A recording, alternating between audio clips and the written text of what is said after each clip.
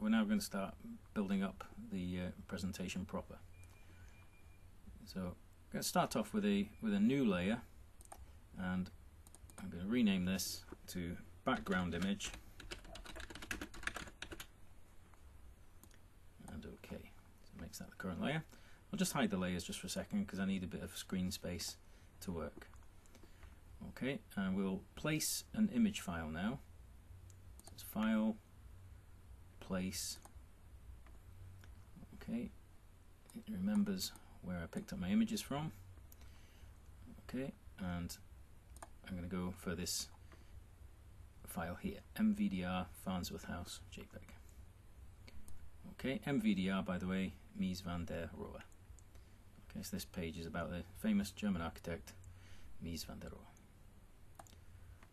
Okay, so I want to place the picture, and it should, if I go near guidelines, it should snap into those guidelines. Okay, the proportion that's being dragged out, you see it's not quite fitting my A2. That's just coincidental. It's the same, it's the size, it's the proportion of the picture. Okay, so I'm going to make the frame for the image just slightly bigger than my guidelines. Okay, so let's just make sure we're properly in the corner at the top. It seems to have snapped to the corner of our guideline there, so get your move tool. I've got my move tool there, and I'll just move that up till it snaps properly down there. And let's do the same down at this corner. Let's just make sure this box is snapping to our guidelines.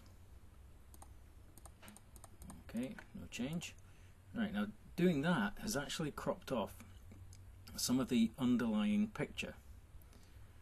Okay, so what we want to do is now edit inside the frame. Now you can check that things are still proportional. It's worthwhile doing that. So if you get your modify tool, okay, right click over the picture, we've got fitting, and fit the content proportionally. You don't want any distortion on the shape of the picture. Okay, now that has probably introduced a little bit of a gap around the edges. Let's just see what's happened. Yeah, you can see it down this side. We've got a little gap.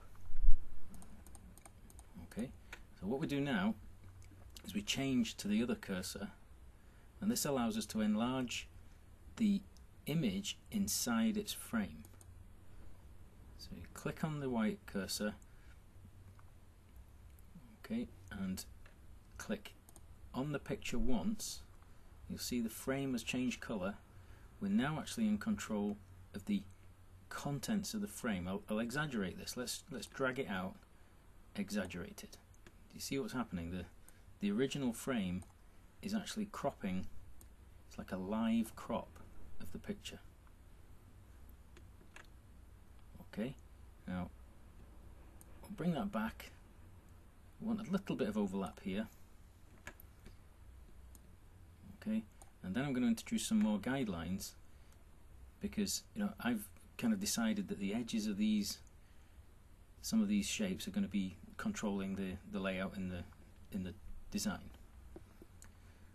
Okay, so we'll leave that picture as it is. Go back to your black cursor, back to layers, and go back to your guides layer. Okay, so we'll bring on some more guides. Okay, so there's quite a few here. Let's do the vertical ones first. Okay, so we'll drag one on, and we'll place this. Click on the guideline. I'm going to place it at 110. Drag another on. And this one I want to place at 600. Okay. Bring another one on. I'm going to go for 440 with this one. Another one, 435. Okay, so I've got 5mm between those two, 160mm between these two. bring another one on. Okay, this one's going at 275. So I've got 160 millimeters between those two. Bring another one on. 270. There's my 5 millimeter gap again. Can you see the kind of relationship starting to form? Vertical, vertical, vertical. Okay, so I've got 160, 5 mil, 160, 5 mil, 160. Let's put in another one at 605. Okay, and then a final one, 10 millimeters in from the far side of the A2. This would be at 685.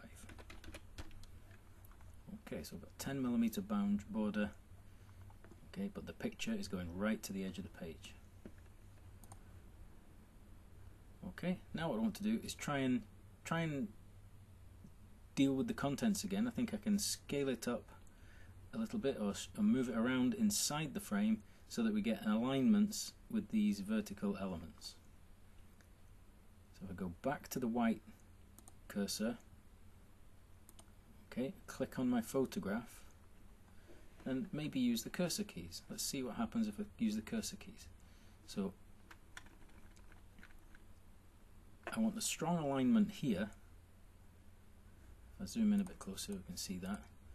I want to keep a strong alignment there, but that means what's happening there is that this vertical line is too far out. So the picture needs scaled down just a little bit from this side. Okay, so white cursor, holding shift keeps your proportions. Okay, so it's a little bit trial and error this. That's looking maybe okay. I think we'll go with that and then nudge the picture to the side a bit. Okay, looking at that arrangement, white cursor, click on the photo, a couple of clicks there. This is looking good, nicely aligned there, and that's looking acceptable as well. I'm going to go with that. I could fudge that around a bit more. Okay, I'll check what's happening at the bottom here. Okay, now the yellow line is above the guideline, so what we need to do is move the whole frame. No, we need to move the whole frame down slightly. So we change to the black cursor. Okay, let's check what's going on. Black cursor, and that brings the frame down onto the white. Let's check what's happening at the top. That's looking okay. Right, I think we're in business. So we've got all the vertical alignments the way we want them. Okay, and now let's put in some horizontal guidelines, and this will give us some frames for some pictures. Okay, so back to layers list, back to guides, and we'll click and drag down, black cursor. Okay, this first one is going to position 60. I'll just hide the layers just for a second so we can see what's going on. And then another one is going to go to 120. Okay, so we've got 60 millimeters high and a panel 160 wide. Another one, a little bit of a spacer here, 125. And then bigger chunk for some text. Okay, you know, I'm reverse engineering this in a way. You know, I've done the design and now I'm kind of showing you how I got there. But so the experimentation bit has been, you know, kind of done. So 255 for that one. 260 for the next one. Excuse me. And then a strip for a title. 270 there. And last guideline altogether right down near the bottom at 460.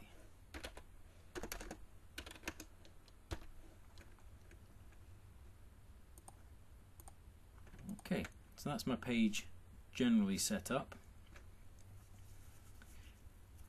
Okay, so I've noticed while I was placing that photograph that actually there's a bit of blemish on the photo. There's like a residue of a fingerprint there, a crease on the photo. It's also quite dull. It's quite dark, and there's very little to see inside that dark glass. So what I would do is change the photograph, and it can be swapped out. Okay. InDesign doesn't embed the pictures directly in, it links to them. So have a look at the layers list and you'll see on the background image layer that it tells you the photograph that's been brought in. Okay, now we could select the item there if we wanted to. Okay, now have a look at your links tab. Okay, and this shows you the information for that, and you see it's linked. It's not embedded in the design, it's linked to it. Okay, so what we can do is update that picture. So let's say we'd been to Photoshop and we'd got rid of this mark and we'd increase the brightness of the image. You can do some of that stuff in InDesign, but it's generally done outside, and you replace the image, or you change the original, and then when you open the file again, the image is automatically updated. Okay, so what we'll do, we'll overwrite the image with a second copy of it. So we go to File, Place, okay, put a tick in Replace Selected Items, and here I've got the adjusted version of the file. Okay, we can open that, and it swaps it out for a much brighter version. Now this is a background image, I don't want it to take over the whole presentation. Alright, back again.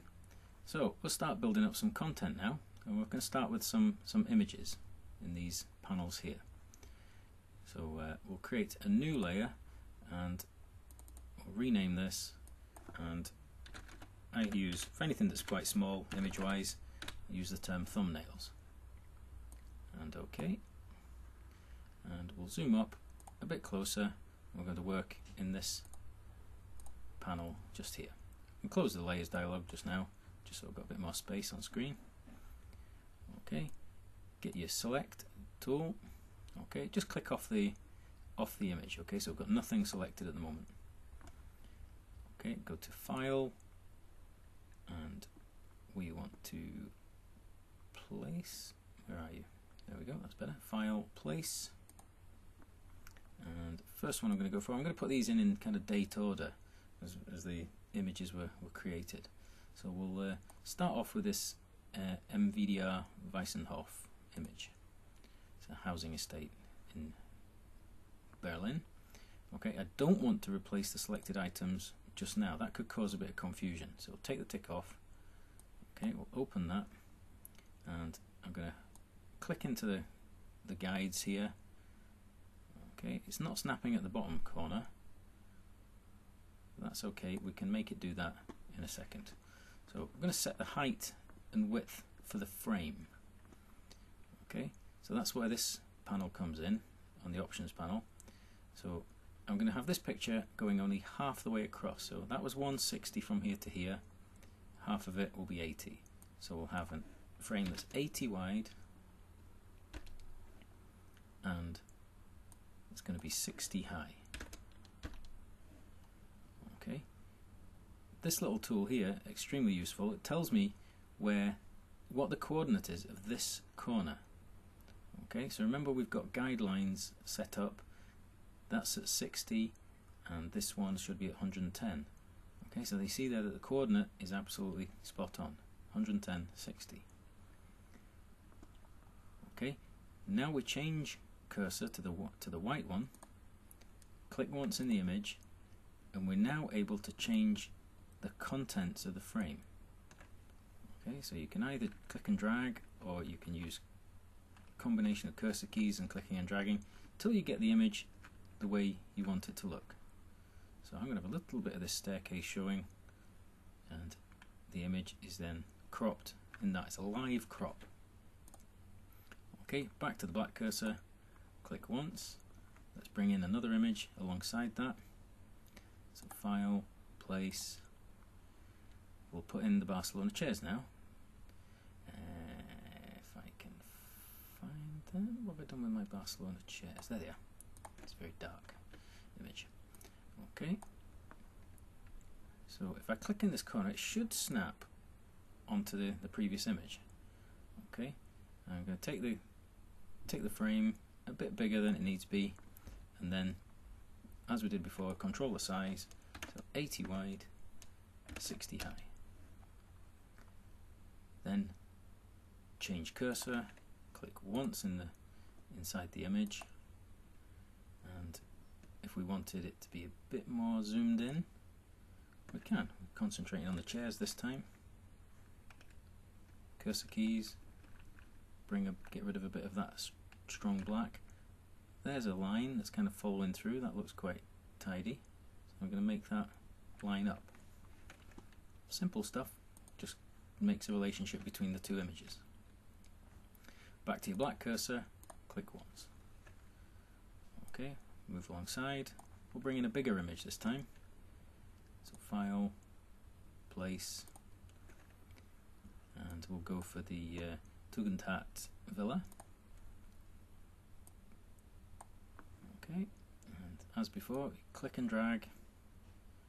Okay, if I want the image fully to fit there, it's got to be at least the width of that or more. Okay, now I can adjust the frame. It should snap. Now we adjust the contents. Okay, so click once, and I'm just using the cursor keys this time just to slide that up into place. So I usually go for a little bit more sky than ground. Looks a bit tidier.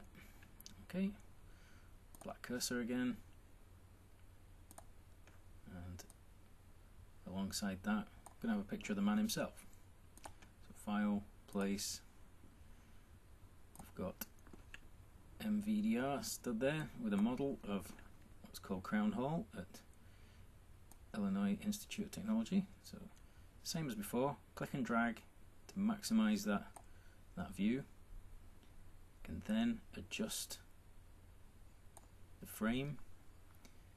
So that photograph can't get any smaller than that. So we change to the white cursor, click once, and I'm just going to slide it up. I'm going to lop the top of his head off, but just see the structure of the building sneaking in as well. So that looks kind of interesting. Anybody who knows his architecture might even recognize that building from those 4 lines. Black cursor, click off, and as it's getting later in his career, okay, it will show one of his skyrise buildings. You know, he became, you know, a master of the skyscraper later in his career. Something he always wanted to do from day one, really. Some of his early sketches were of fantastic glass skyscrapers. So File, Place. Okay, and we've got a good image of the Seagram building here. One of his apartment blocks that he designed. And this time height's more important than width. Okay, so we can resize the frame and then adjust the contents. So the white cursor, click once, and I've not got any freedom to move to make this bigger unless I drag. If I want to lose a bit of that sky, see a bit more of the building, I need to zoom out fractionally here. Okay, white cursor, okay, and then I'll use the cursor keys to nudge around to regain the relationship. Okay, so we've placed quite a few images there, and next we're going to look at dealing with some text. Okay, so this is a good place to stop this video before we move on to textual issues.